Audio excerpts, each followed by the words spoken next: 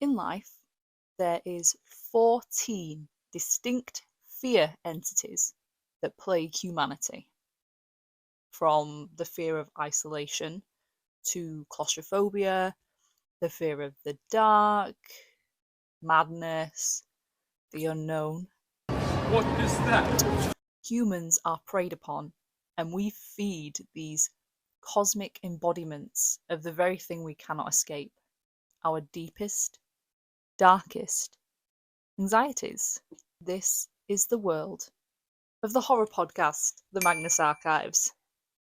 But what this podcast does so brilliantly is it explores the very real terrors that are ingrained into humanity, and it discusses our relationship with fear through these fictional stories of the esoteric.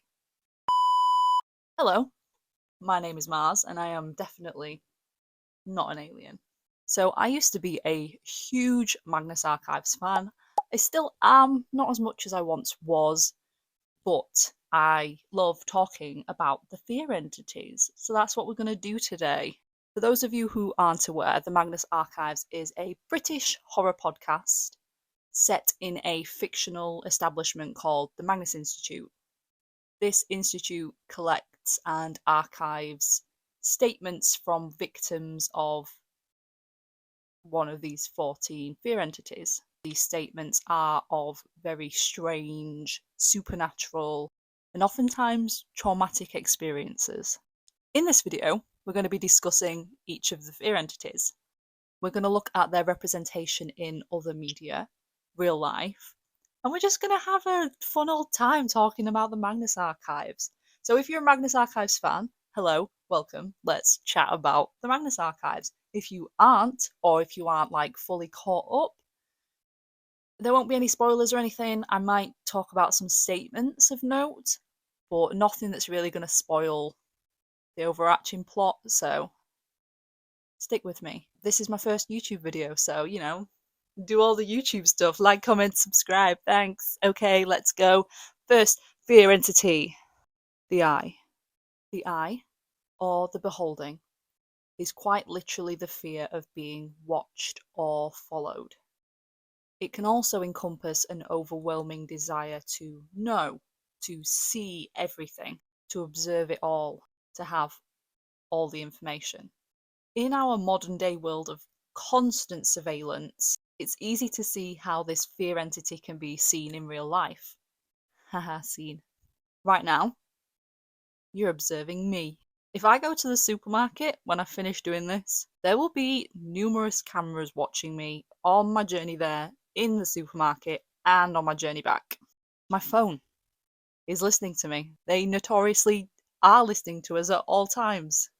The eye is an important entity in the overall plot of the Magnus Archives, and the irony is that the very act of listening to the Magnus Archives is feeding the eye. We are listening, we are observing the podcast, and that's neat. I've also realised by researching all this, I'm also feeding into the eye, so I think films that sort of capture this idea of surveillance and observation are things like The Truman Show, in which a man's life is literally streamed to the whole world for the whole world to enjoy, and he has no idea. And I know it's not supposed to be a horror film, but that is terrifying.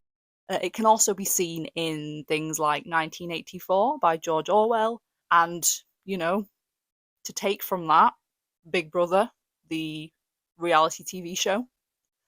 Reality TV shows in general are pretty, The Eye, Love Island, Geordie Shore. Can't think of any more. Big Brother, obviously. But yeah, it's a very present one in just everyday life. Love the Eye. The Buried. Many people are afraid of small spaces, me included, of being trapped, unable to breathe. One of the statements that really stuck with me in the Magnus Archives is quite an early one called Lost John's Cave, where a woman goes sort of cave diving with her sister, only to find that the passages are getting narrower and narrower and more confined. She's losing her way. The tunnels that she thought went one way are actually going a completely different way. She's lost. She loses her sister. She's on her own, and she is literally suffocating in this enclosed space. And I feel like that really sums up The Buried. I remember feeling this episode in my very soul. To be fair, I was listening to it late at night, like tucked up in bed, but yeah, Lost John's Cave is one of my favourite statements. In real life, there's literally so many incidents of things going wrong when people go caving, or is it like called like splunking? Like, you know, people getting stuck, people dying, people getting lost. So it's like a real life application right there. Plus, there's loads of films where people get buried alive. I watched one recently with Ryan Reynolds. I think it was literally called Buried, where he's like buried alive and he spends the whole film in this coffin. The whole film is just him in this coffin underground, and it's him trying to get out of the situation. And it's quite intense. And spoiler alert, it doesn't have a happy ending, which I love when films don't have a happy ending. As well as being like literal claustrophobia, The Buried can also relate to more metaphorical senses of overwhelm, like financial debt, poverty, anything that gives that metaphorical sense of suffocation as well. So that's really fun. Not that financial debt is fun, but it's scary. The Slaughter. Pure violence. This fear has massive ties to things like war, whether that be like an uncontrollable mass of killing, or whether it's more like a regimented soldiers on a battlefield, more disciplined and organised. Will come, but you don't know when, and the anticipation is sickening. This entity also has big ties with music, so things like the Drums of War, and a big sort of name with the whole slaughter side of the Magnus Archives is a band called Grifter's Bone, who in an episode of the same name perform a small music gig to like a jazz club, only when they begin to play their music, a massacre soon takes place, and the entire audience end up losing their lives. Slaughtered. So yeah, it really doesn't need to be said that the slaughter is still very much prevalent in everyday life for a lot of people. Films that I can sort of think slaughter-wise, Battle Royale, where a class of high school students are made to fight each other. Hunger Games, same sort of idea. Children are picked to fight each other to the. I'm also thinking like slasher films, like Texas Chainsaw Massacre, like Freddy and Jason, like Friday the 13th and Nightmare on Elm Street, you know, just violence for the sake of violence. The Web. Should we read a bedtime story for this one? You might be familiar with this. It's called A Guest for Mr. Spider. Knock knock. Who is it, Mr. Spider? It's Mr. Bluebottle, and he's brought you a cake. Mr. Spider doesn't like it. Knock knock. Who is it, Mr. Spider? It's Mrs. Fruit, and she's brought you some flowers. Mr. Spider doesn't eat flowers. Knock knock. Who is it, Mr. Spider? It's Mr. Horse, and he's brought you his son. Mr. Spider wants more. Mr. Spider wants another guest for dinner. It is polite to knock.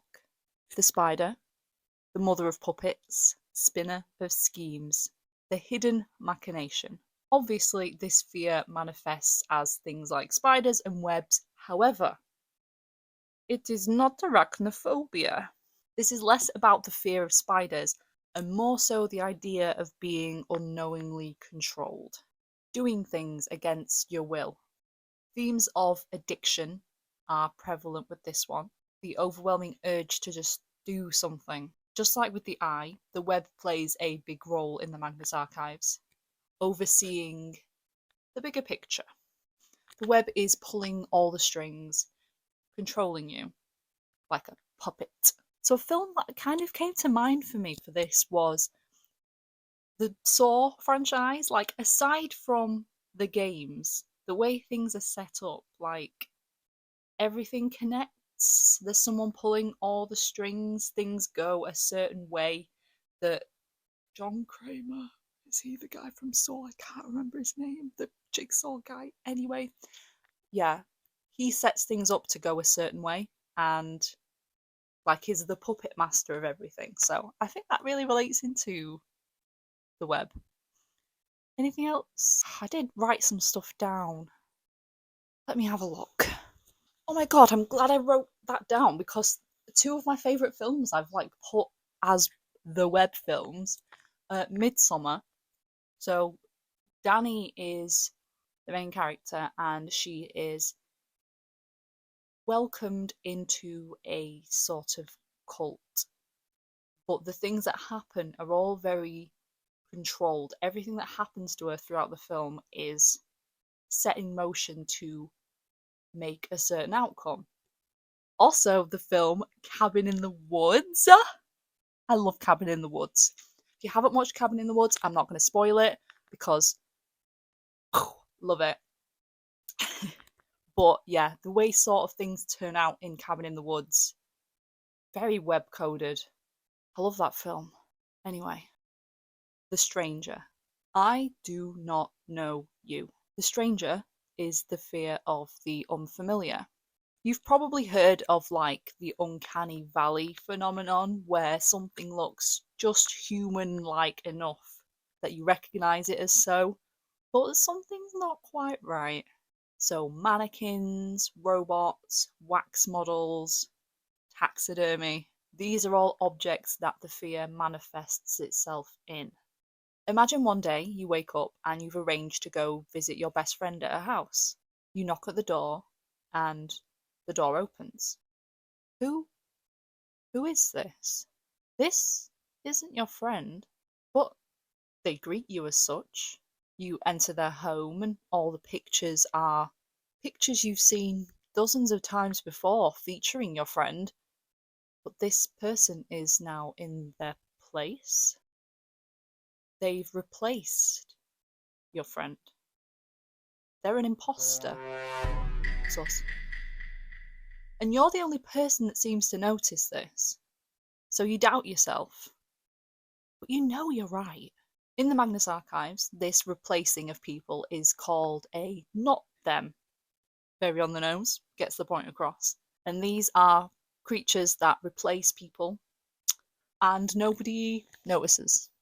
This entity also features my favourite avatar, Nikola Orsanov.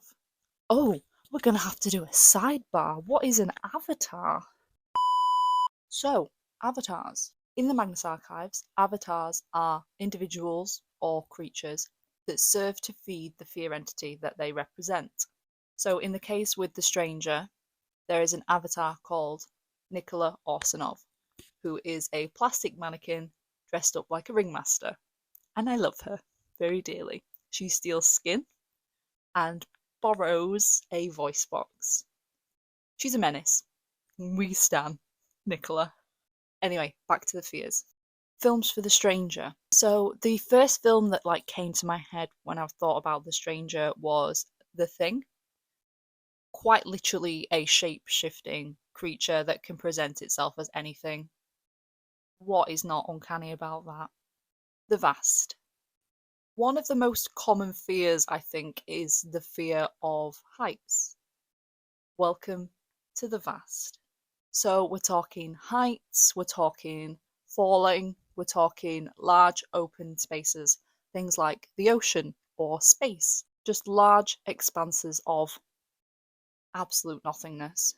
There are so many films about being stranded in the middle of the ocean or in space, like you are going to drown or fall or sink or be crushed.